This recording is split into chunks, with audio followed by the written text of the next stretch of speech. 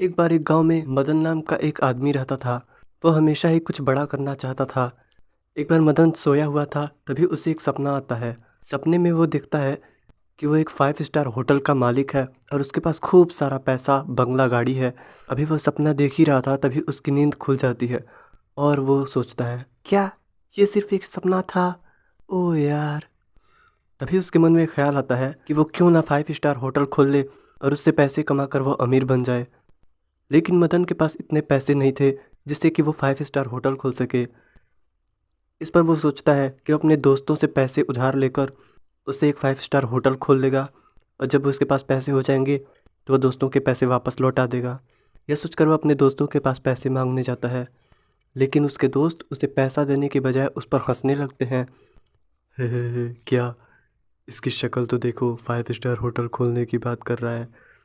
तभी उनमें से एक दोस्त बोलता है, अबे मदन, तेरी शक्ल 5 स्टार होटल खोलने की नहीं बल्कि एक ढाबा खोलने की है। लेकिन मदन अपने दोस्त की बातों का बुरा नहीं मानता है, बल्कि वो अपनी दोस्त की बात को दिल पर ले लेता है और वो कुछ ही दिनों में एक ढाबा खोल लेता है। लेकिन पहले दिन उसके ढाबे पर एक भी आदमी नहीं आता है। इस पर मदन बैठे बैठे सोचता है, अगर मैं 5 स्टार होटल नहीं खोल सका तो क्या हुआ, मैं अपने ढाबे को ही 5 स्टार बना लूँगा। यह सोचकर मदन अगले दिन ही अपने ढाबे पर 5 स्टार ढाबा लिखवा लेता है और अपने ढाबे का नाम ही 5 स्टार ढाबा रख लेता है। मदन के ढाबे का नाम लोगों को बहुत ही यूनिक लगता है और इतना अलग नाम देखकर उस पे कुछ लोग आना शुरू कर देते हैं। लेकिन मदन अपने ढाबे पर जो खाना बना रहा था उसमें जरा भी स्वाद नहीं था, इसलिए जितने भी लोग उसके ढाबे पर आए एक ही बार खाना खाकर वापस चले जाते हैं और फिर उसके पास कोई नहीं आता। इससे मदन का धंधा और भी ज़्यादा मंद पड़ने लगता है। वो अपना ढाबा बंद करके जंगल में चला जाता है। जंगल में जाने के बाद वहाँ उसे एक तपस्वी महात्मा जी मिलते हैं। उन्हें देखकर, प्रणाम तपस्वी जी। खुश रहो बेटा, सदा सुखी रहो। बाबा जी, मैं कहाँ से सुखी रहूँ, मैंने जो ढाबा खोला उस पे ज़्यादा भीड़ आती ही नहीं। तपस्वी जी, आप मुझे कोई ऐसा वरदान दे दो कि मेरे ढाबे पर बहुत सारी भीड़ आने लगे। अरे बेटा, भीड़ तो तब आएगी ना जब तेरे ढाबे का खाना पसंद आएगा।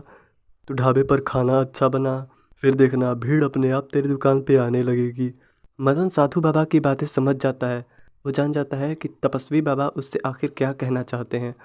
वह फौरन अपने घर पर आता है और खाना बनाने से जुड़ी ढेर सारी किताबें पढ़ने लगता है। वह खाना बनाने की ज़ोरों शोरों से प्रैक्टिस करने लगता है और फिर कुछ ही दिनों में वह खाना बनाने में मास्टर हो जाता है। इसके बाद वह फिर से अपने ढाबे को खोलता है। उसी दिन उसके ढाबे पर एक सेठ जी आते हैं। ओए ढाबे वाले भाई, जरा एक प्लेट पनीर और 2 तंदूरी रोटी तो खिलाओ। अभी लाया सेठ जी। यह कहकर मदन सेठ जी को उनकी मांगी गई चीज़ ला कर देता है।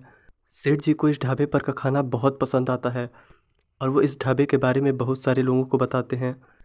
धीरे धीरे मदन के ढाबे पर ऐसे ही कुछ लोग आने लगते हैं और वो लोग भी दूसरे लोगों से इस ढाबे के बारे में बताते हैं।